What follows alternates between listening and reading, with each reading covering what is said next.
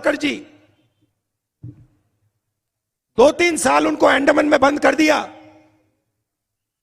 उन्होंने चिट्ठी लिखनी शुरू कर दी, हमें माफ कर दो, जो भी हमसे चाहते हो ले लो, बस मुझे जेल से निकाल दो।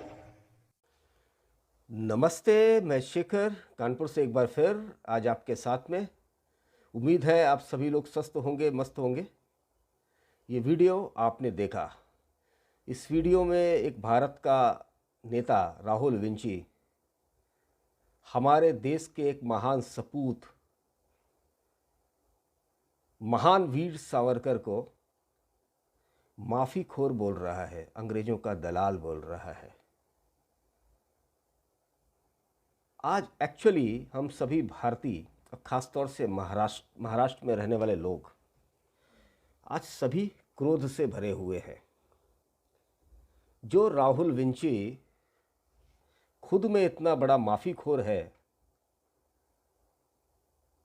जो एक भ्रष्टाचार के केस में नेशनल हेराल्ड, उस केस में जेल जाने के डर से कि कहीं मुझे जेल ना हो जाए, उसके डर से जमानत पे रिहा है।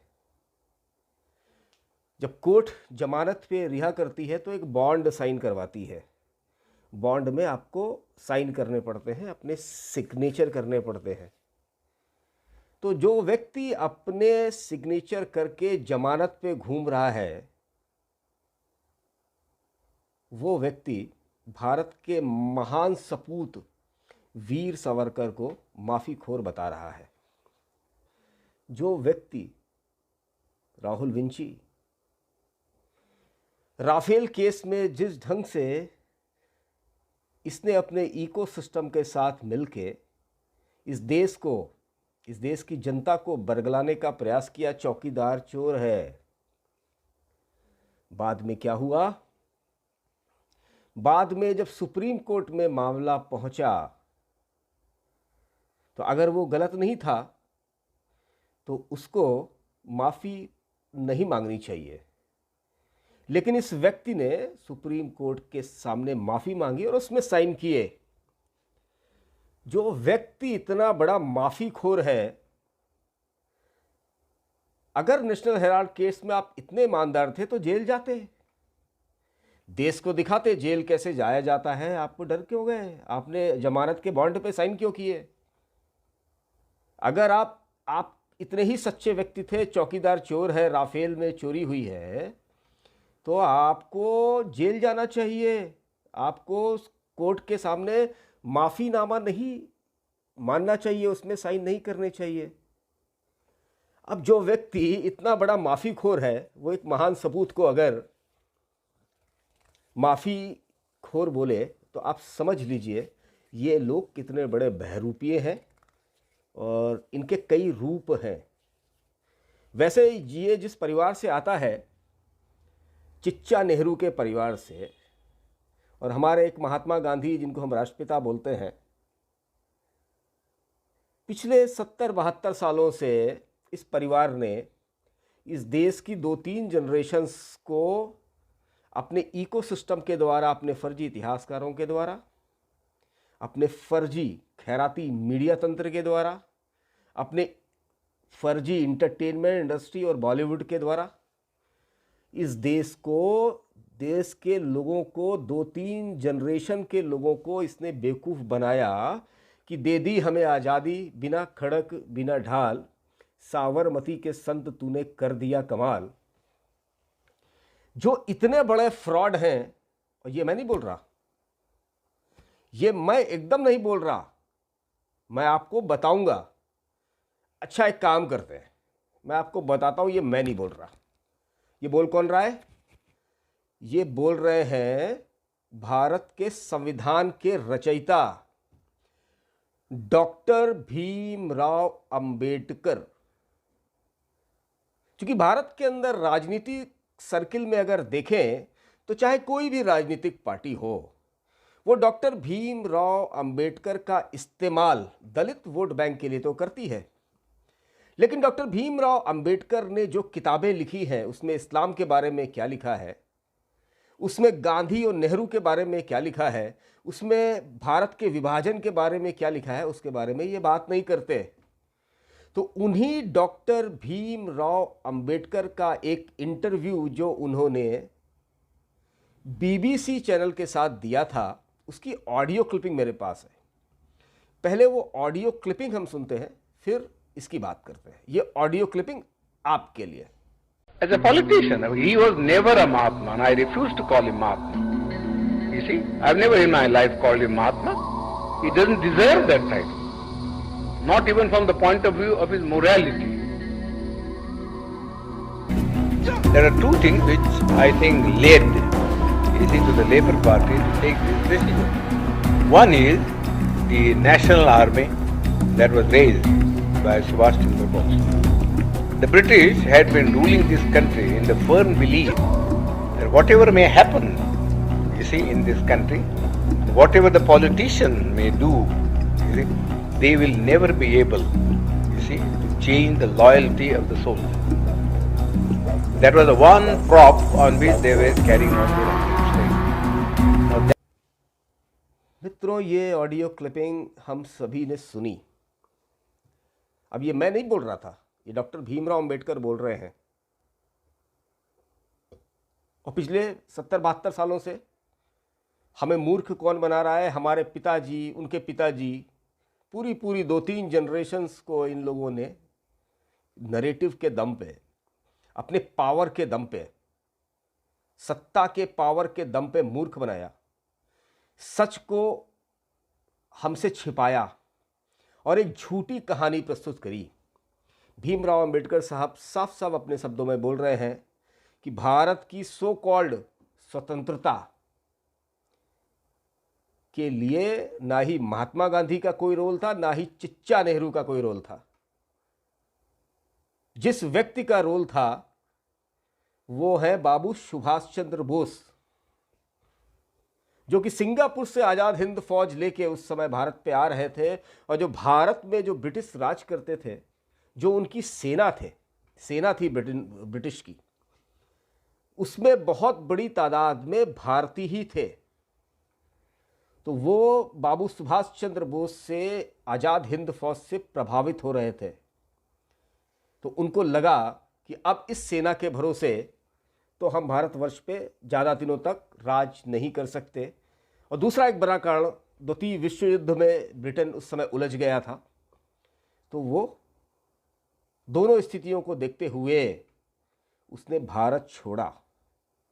ना ही इन चिच्चा नेहरूओं का, ना ही इन महात्मा गांधियों का इतना बड़ा योगदान नहीं था जितना बाबू सुभाष चंद्र बोस का, भगत सिंह का। इन लोगों ने अपने प्राण दिए। वीर सावरकर जी लगभग 10 साल काला पानी, अंडमान निकोबार में उन प्रताड़ित करने वाले हालातों में रहे जिसकी कल्पना करके हमारे आपके रूहें कांप जाएंगी। परिवार से मिलना तो छोड़ दीजिए, परिवार को चिट्ठी लिखने तक की इजाजत वीर सावरकर जी को नहीं थी। वो अंग्रेज इस महान सपूत वीर सावरकर से कोल्हू चलवाते थे। क्या टॉर्चर इन अंग्रेजों ने वीर सावरकर के साथ नहीं किया? उनको 2 बार आजीवन कारावास दिया गया, आप समझ लीजिए। और ये चिच्चा नेहरू के खानदान का ये राहुल विंचे अपने चिच्चा नेहरू के बारे में बात नहीं करता। चिच्चा नेहरू 10, 15, 20 दिन जेल में जाके, चूंकि अंग्रेजों के दलाल थे, तो जेल में वो जब जाते थे तो उनका पीए उनके साथ रहता था, उनका परिवार उनसे मिलने आता था। और वो जेल में जाके बढ़िया ऐशो आराम से डिस्कवरी ऑफ इंडिया और पता नहीं कौन कौन सी किताबें लिखा करते थे। तो ये सुविधाएं अंग्रेजों ने राहुल विंची के नाना को देके रखी थी, जिसको हम चाचा नेहरू के नाम से जानते हैं, जवाहरलाल नेहरू के नाम से जानते हैं। वहीं वीर सावरकर को 2 बार आजीवन कारावास दिया गया और उनको अंग्रेजों ने काला पानी, अंडमान निकोबार के अंदर 10 सालों तक टॉर्चर किया। एक चिट्ठी लिखने की इजाज़त नहीं थी, जबकि ये चचा नेहरू अपनी लड़की इंदिरा गांधी को वहाँ से चिट्ठी भी लिखते थे, पत्र भी लिखते थे। आप समझिए, ये धोखेबाज परिवार आज भारत के महान सपूत वीर सावरकर को माफीखोर बोल रहा है। अब तो शर्म आनी चाहिए। इतनी निर्लज्जता के साथ कोई भारत के एक महान सपूत को ऐसा कैसे बोल सकता है? और उसके बाद में मैं महाराष्ट्र की बात पे आता हूं आपके साथ। महाराष्ट्र में हिंदू हृदय सम्राट बाला साहब ठाकरे, जिसको हिंदू हृदय सम्राट माना करते थे, वो थे महान वीर सावरकर। एक बार इन्हीं कांग्रेसी का एक फर्जी नेता है मणिशंकर अय्यर, उसने जब वीर सावरकर के बारे में कुछ उल्टी सीधी बात करी, तो आपको पता है बाला साहब ठाकरे ने क्या बोला था? बाला साहब ठाकरे ने अपने शिव सैनिकों से बोला था कि अब समय आ गया है, इसने उस व्यक्ति के बारे में बदतमीजी करी है कि इसको जूतों और चप्पलों से इस मणिशंकर अय्यर को मारो। और महाराष्ट्र के अंदर सारे शिव सैनिक सड़कों पे निकल के मणिशंकर अय्यर के पुतले और उसके पोस्टरों पे जूतों चप्पलों के साथ उसका स्वागत कर रहे थे।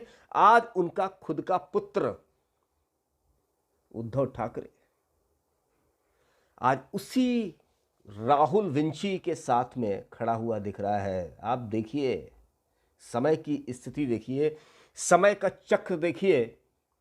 आज उसी हिंदू हृदय सम्राट बाला साहब ठाकरे का पुत्र आज इसी राहुल विंची के साथ में खड़ा हुआ दिख रहा है। और उसका लड़का आदित्य ठाकरे, वो जो सो कॉल्ड भारत जोड़ो यात्रा है, मैं उसको भारत तोड़ो यात्रा बोलता हूँ, उसके साथ में राहुल विंची के साथ में यात्रा में शामिल होके अपनी फोटोग्राफी कराता है। इन निर्लज्ज उद्धव ठाकरे आदित्य ठाकरों को शर्म नहीं आती कि इन्होंने इनके पिताजी, इनके फादर की विचारधारा को भी किस कारण से आज त्याग दिया है। अब ये तो समय बताएगा कि आने वाले कालखंड में महाराष्ट्र की जनता और देश की जनता महान भारत के महान सपूत वीर सावरकर का अपमान करने वालों के साथ में लोकतांत्रिक तरीके से चुनाव में क्या करती है, वो तो समय बताएगा। लेकिन एक चीज़ मान लीजिए, महाराष्ट्र के अंदर खासतौर से मैं आपको बता रहा हूँ, शरद पवारों का, उद्धव ठाकरों का और इस सोनिया एंटेनियो मानियो की जो पार्टी है, इसका तो सुपड़ा साफ होता हुआ दिख रहा है। तो मेरी एक कोशिश थी इस वीडियो के माध्यम से कि हम सभी जन इन बहरूपियों को पहचाने, इन कालनेमियों को पहचाने, इनके दोहरे चरित्र को पहचाने। ये अपनी पावर और अपनी सत्ता के लिए हमें पिछले 70-72 सालों से मूर्ख बना रहे हैं। अब समय आ गया है कि अब हमें मूर्ख नहीं बनना है। ये कुछ भी करें, इनका पर्दाफाश हमें करना ही करना है।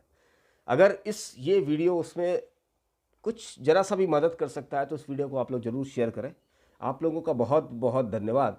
भारत माता की जय। जय हिंद, वंदे मातरम, जय श्री राम।